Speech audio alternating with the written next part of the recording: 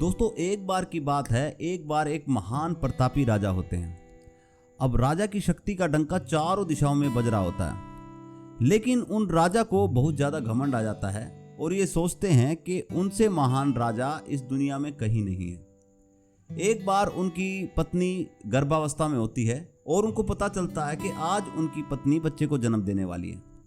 तो राजा बड़े परेशान रानी के कमरे के बाहर इधर उधर चक्कर लगा रहे होते हैं। तभी दासी भागी भागी आती है और कहती है कि महाराज बधाई, महारानी ने एक पुत्री को जन्म दिया है। ये सुनकर राजा बड़ा प्रसन्न होता है।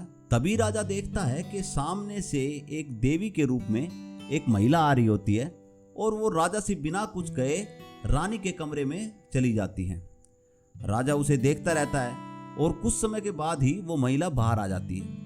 राजा उस महिला को रोकता है और पूछता है कि देवी जी बताइए आप कौन है।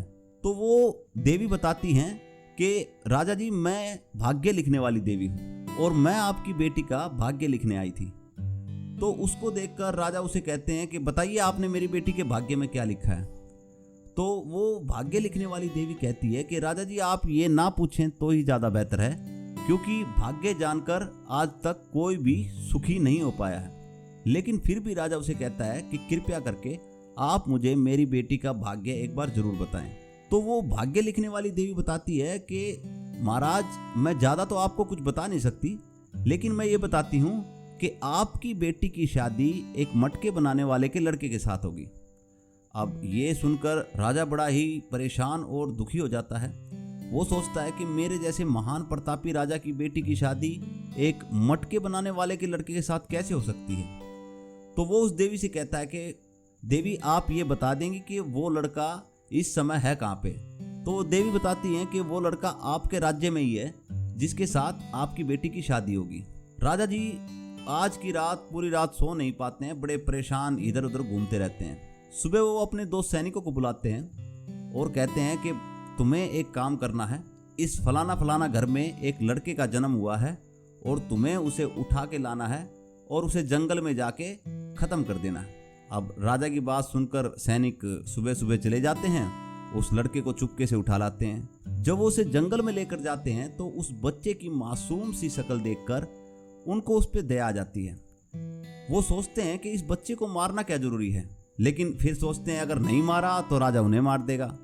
तो फिर वे दिमाग लगाते हैं कि इस बच्चे का एक अंगूठा काट कर ले जाते हैं और राजा को कह देंगे कि हमने उसे खत्म कर दिया। और वो उस बच्चे को एक छोटी सी टोकरी में डालकर नदी में बहा देते हैं। अब वे सैनिक राजा के पास जाते हैं और राजा को वो अंगूठा दिखाते हैं और कहते हैं कि महाराज आपने जैसा कहा था हमने वैसा ही किया। अब राजा बड़ा संतुष्ट हो जाता है कि वो लड़का ही नहीं रहा तो उससे शादी का तो कोई मतलब ही नहीं है। अब दिन बीतने लगते हैं और राजा की जो राजकुमारी है वो भी अब शादी के लायक हो गई थी। तो राजा को पता चलता है कि पास के ही राज्य में एक बड़ा ही खूबसूरत सा राजकुमार है। राजा जी उसे देखने के लिए पहुंचते हैं।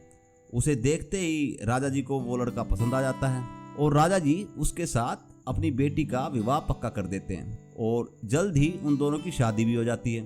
अब शादी के बाद राजा एक दिन बैठे होते हैं और उन्हें ध्यान आता है कि उन भाग्य लिखने वाली देवी ने ये कहा था कि तुम्हारी बेटी की शादी एक मटके बनाने वाले के लड़के के साथ होगी। तो वो उस देवी के पास बुलावा भेजते हैं और उन्हें बुलाते हैं और उनसे कहते हैं कि देवी आपने ये कहा था कि भाग्य को कोई नहीं बदल सकता। देखो मैंने अपनी बेटी का भाग्य बदल दिया है। आपने कहा था कि मेरी बेटी की शादी एक मटके बनाने वाले के लड़के के साथ होगी, लेकिन मेरी बेटी की शादी तो एक राजकुमार के साथ हुई है। ये सुनकर वो देवी कहती हैं कि राजन, जिसे आप एक राजकुमार समझ रहे हैं, सच्चाई में तो वो वही मटके बनाने वाले का लड़का है जिसे आपने अपने सैनिकों को जंगल में ले जाकर मारने के लिए कहा था। ये सुनकर राजा बड़ा चौंक जाता है और वो देवी से सारी कहानी बताने को कहता है। तो देवी उन्हें बताती है कि जब आपने सैनिकों को उस बच्चे को मारने के लिए भेजा तो उन सैनिकों ने उसका अंगूठा काटकर उसे नदी में बहा दिया और उसी दिन पड़ोसी राज्य का राजा नदी में अपनी पत्नी के साथ स्नान कर रहा था। अब उनके कई सालों से कोई भी संतान नहीं थी।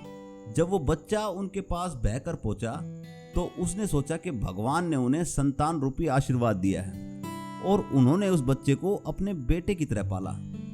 और आज आपने खुद जाकर उस मटके बनाने वाले के लड़के के साथ अपनी बेटी की शादी कर दी।